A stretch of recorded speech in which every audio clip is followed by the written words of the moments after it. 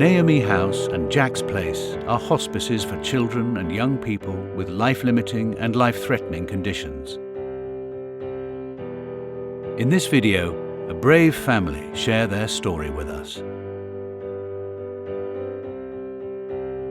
This is Lacey's story. Lacey was born a perfectly healthy little baby girl, absolutely wonderful. She came 4 weeks early. We had a normal delivery, went home and started our life as a family. It wasn't until Lacey was 6 months old that her parents, Lisa and Dominic, realised something was wrong. Health workers told them to keep an eye on her, but not to worry. The night before her first birthday, Lacey took a really bad turn where she was ventilated in Southampton Hospital, and that's when our journey started with Lacey becoming extremely unwell. After spending months in hospital having constant tests, biopsies and scans, doctors delivered the devastating news to her parents. Lacey had mitochondrial disease, a condition that causes the cells in your body to gradually stop producing energy, causing the muscles and organs to shut down over time. There is no cure. In February, we were allowed to go home. Lacey caught another cold, so we ended up back in hospital where she was ventilated again for 5 weeks. We couldn't get Lacey off of the ventilator, so she had a tracheostomy fitted, and our little baby just changed forever, really. She lost the ability to eat, drink, talk. Her ability to move her hands, legs, that all soon dwindled off. The way we started to care for Lacey dramatically changed. The way we communicated with Lacey really changed. We had to learn how to look after a seriously sick child, and we ended up spending 9 months in hospital with Lacey. The Naomi House paediatric palliative care consultant met the family to discuss Lacey's options, including visiting Naomi House.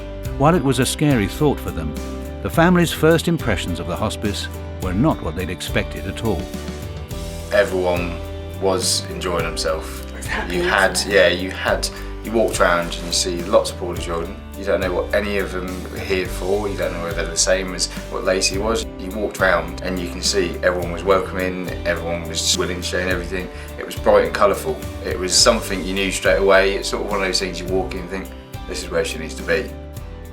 I remember Lacey's first visit, and it was a really sunny day, and she looked out of her bedroom window and her smile just said we'd made the right decision. She was so happy, wasn't she? She loved Peppa Pig, so her room had been kitted out with Peppa Pig books, posters, a lot, hadn't it? Lacey and her family visited the hospice over several months. They were able to spend quality time together, enjoying the playground and the hospice garden, and even having the opportunity to take Lacey swimming. Something they'd never thought possible. I asked one of the physios in Southampton, will we ever be able to go swimming with Lacey? And they just said no. I mentioned it to one of the nurses and she was like, you can go swimming. And lo and behold, we went swimming, didn't we? And Lacey loved it. The hospice enabled them to make the most of the precious time Lacey had left.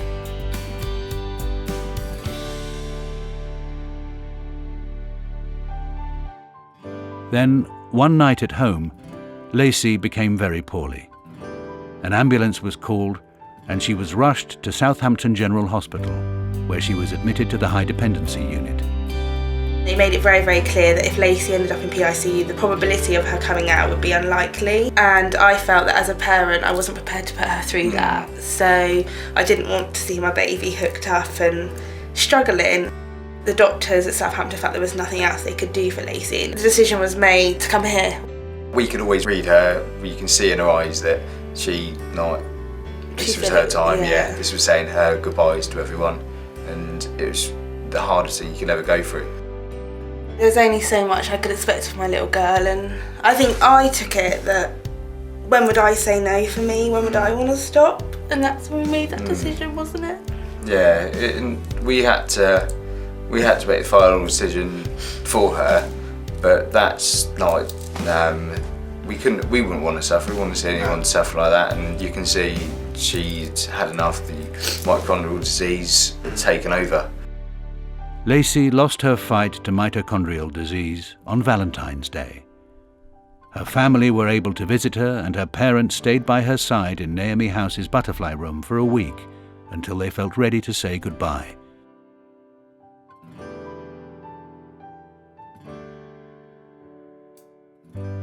Planning your child's funeral is just not something you ever think you'll ever do, but you just want it to be perfect as can be, and to reflect her. The help was there when we needed it, and I am thankful for that, because I don't know how we would have got to that point otherwise. No, Naomi House just helped us in every aspect of it.